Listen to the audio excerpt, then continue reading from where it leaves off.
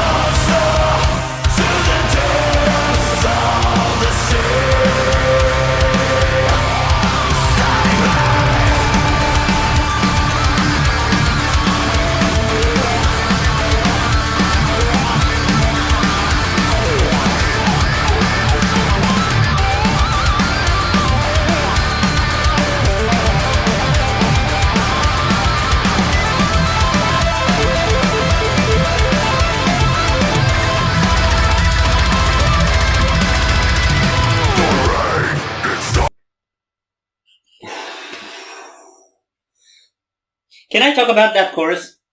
Talk about that chorus. One thing that I forgot to mention in our Bark Blood reaction was just how much of an Amon Amarth vibe that had. This has an Amon Amarth at sea vibe. Yeah, it's like Vikings on the long ships. Yeah, it's honestly. And it's absolutely necessary that they have their beer horns in their hands when singing that. Yeah.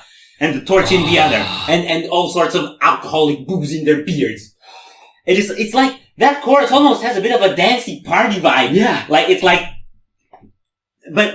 there's still that bitterness to it. It's like a party because tomorrow we go to war. So, it's the last chance we got. That's the vibe it gives me. I'm gonna talk about the intro. Yes. First off, it was a minute long. Secondly, can I just point out that you said a minute? 4-bit syndrome. I love Seven Spires. Seven Spires' second album, Emerald Seas, is an adventure at sea. Nothing reminded me of that album more than the intro to this song.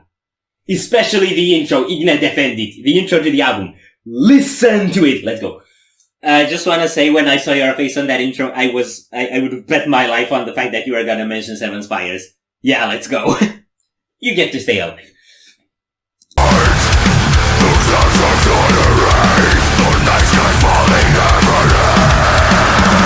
The final confrontation of these beats in the world. The smell of blood and guns is here. Those guys are agony to foreign problems. Right for the beats to stay your ground. The rage inside, the last fight of these sides with you. Take us higher, bring the fire. Heed the long road, iron roll guns. Bring this monster to the depths of the sea.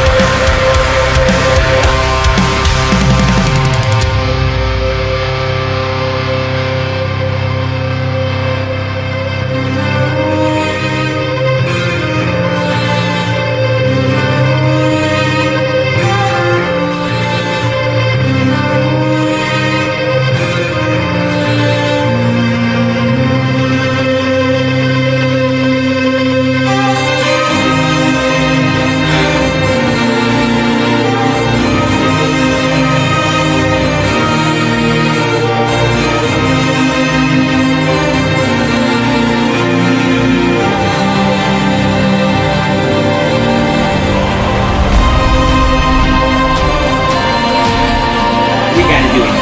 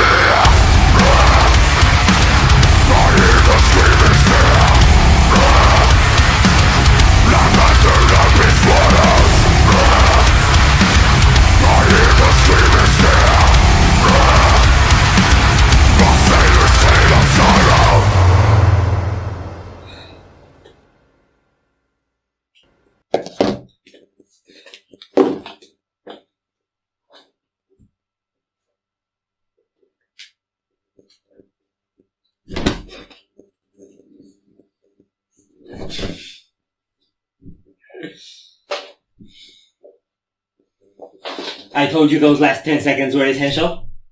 Told you? Told you. Told you. You can't do that! Turns out they can! So, it's like, all the thrashy bits in this song are kind of like Day of the Cloud, but even more thrashy, I would say. And to have that chorus and these atmospheric beats peek out of that and do such a cool change in pace, it's so creative, man. I love what they did with DCP. They completely changed the narrative. It's different, it's new, it's fresh, it's like, you know, I've gotten so used to their sound by now that I thought that's the Orbit Culture sound and that's what you use it for. And it's in many ways the same sound, but it's used for a completely different thing. I mean, everything I heard off of Red Fog and Ninja to me felt either like sweeping through darkened corridors of my mind or being lost in creepy forests. Mm-hmm. Or maybe having a bit of this industrial vibe, like getting the videos for Open Eye and Saw. Yeah. Like that urban thing. And all of a sudden I feel like I'm like Captain Jack Sparrow. So like, how do you take that same sound and transport it there? I think it's a lot due to what they've done with the atmospheric bits, because they went with the organ and with a string effect. Yeah. Instead of the regular, like, shadowing effect. Man, it was so cinematic. Mm-hmm. It was so movie score kind of thing. I would not have expected it for them. It was almost downright symphonic. Mm-hmm. I also really liked, like, after the atmospheric bridge, the riff it kicked in, that made me put my finger on Day of the Cloud, because it had those triplets in the middle, just like the ending riff from Day of the Cloud. That was really cool. I guess, for me, it sounded more like a Mute the Silent kind of thing. Yeah, that one's got them too. Do. Okay. And at the end, it had the, like, fuzzy effects from the beginning come back in a little bit again. I didn't really pick that up. So, yeah, it was kind of more discreet, but I think we still had a little bit of that effect coming in there. Dude, this is just, I like this. I like this more than Ninja, and I like this more than Red Fog. I think it's their best work. Okay, so, for this song, this is the first song at the Windmill for which I have to hit you with a pillow twice.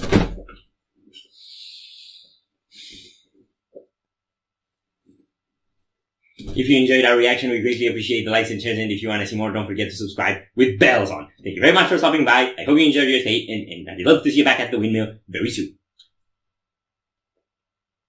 Corpse out.